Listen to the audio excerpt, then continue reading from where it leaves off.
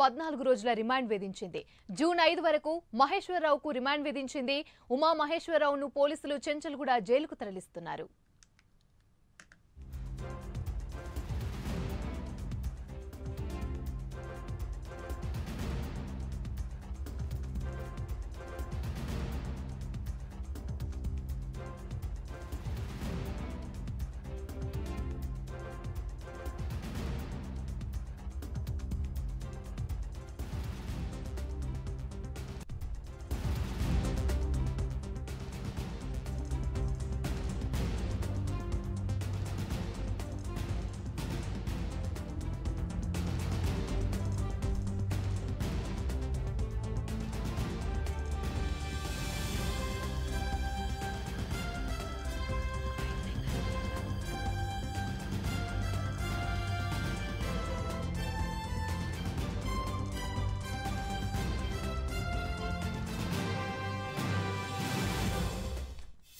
ACP Uma మహేశ్వరరావుకు ACP court 14 రోజుల remand విధించింది. June 5 వరకు ఉమా మహేశ్వరరావును రిమాండ్ విధించింది.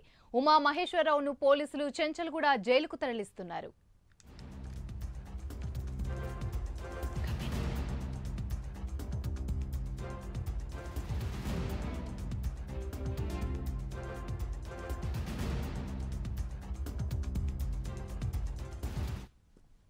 రైట్, ఇక ఇదే అంశానికి సంబంధించి మరిన్ని వివరాలు మా ప్రతినిధి కుమార్ అందిస్తారు. కుమార్, చెప్పండి, అక్రమాస్తుల కేసులో ఉమామహేశ్వరరావునైతే ఏసీబీ అరెస్ట్ చేసింది. అయితే జూన్ 5 వరకు రిమాండ్ విధించింది. దీనికి సంబంధించి అసలు పూర్తి డీటెయిల్స్ ఏంటి? థ్యాంక్ యూ అమ్మని. ఏదైతే నిన్న ఏసీబీ అధికారులు సిపిఎస్ ఏసీబీ ఉమామహేశ్వరరావుని అరెస్ట్ చేయడం జరిగింది. ముఖ్యంగా అతన్ని ఈ రోజు ఉదయం ఏదైతే ఉస్మానియా ఆసుపత్రిలో వైద్య పరీక్షలు తదనంతరం ఏదైతే నాంపల్లి ఏసీబీ కోర్టులో అయితే హాజరుపరిచారు.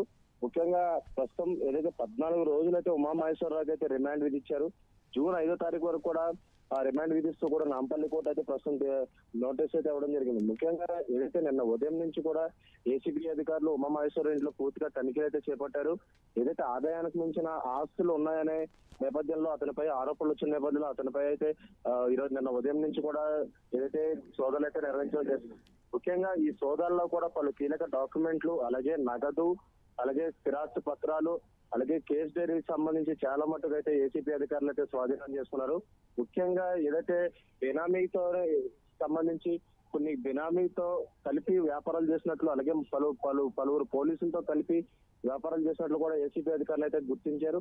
ముఖ్యంగా ఏదైతే సిసిఎస్ లో ఏసీపీ కింద వచ్చిన తర్వాత అతను డీల్ చేసిన కేసుల్లోని ముఖ్యమైన కేసులు కూడా ధైర్యం అయితే స్వాధీనం చేసుకున్నారు. ముఖ్యంగా తన ల్యాప్టాప్ ను కూడా స్వాధీనం చేసుకున్నారు. ఆ ల్యాప్టాప్ లో కూడా తను ఎవరి దగ్గర నుంచి ఎన్ని డబ్బులు తీసుకున్నారు, అలాగే ఇంకా ఎన్ని డబ్బులు రావాలనే కోణంలో కూడా ఆ ల్యాప్టాప్ లో కూడా పూర్తిగా పొందుపరుచుకున్నారు. ఈ నేపథ్యంలో ఆ ల్యాప్టాప్ కూడా సీజ్ చేయడం జరిగింది.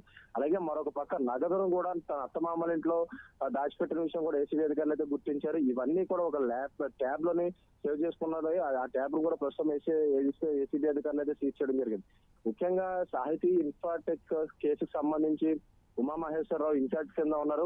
అప్పటి నుంచి కూడా ఏదైతే బాధితుల నుంచి కూడా డబ్బులు డిమాండ్ చేసినట్లు కూడా అతనిపై ఆరోపణలు అయితే ఉన్నాయి. మరీ ముఖ్యంగా చూసుకున్నట్టయితే 50 లక్షల ఫ్రాడ్ కేసుకు సంబంధించి ఏదైతే ఉమామహేశ్వరరావు డీల్ చేసినట్లు కూడా ఏసీబీ అధికారులు అయితే గుర్తించారు. ఏదైతే ఈ కేసుకు సంబంధించి ప్రతి ఒక్కరి దగ్గర అమౌంట్లు డిమాండ్ చేసినట్లు కూడా అతనిపై ఆరోపణలు ఉన్నాయి.